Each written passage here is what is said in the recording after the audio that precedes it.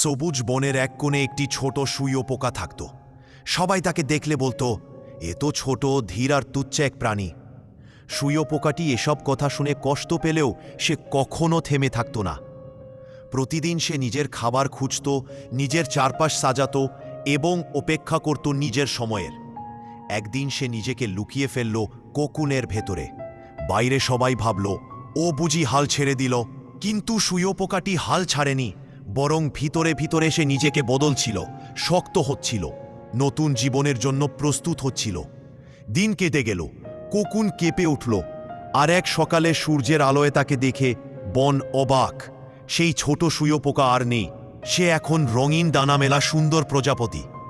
আকাশ তাকে ডাকে, ফুলেরা তাকে ভালোবাসে, আর যেখানেই সে উড়ে বেড়ায় অনে সবার মুখে বিস্ময়।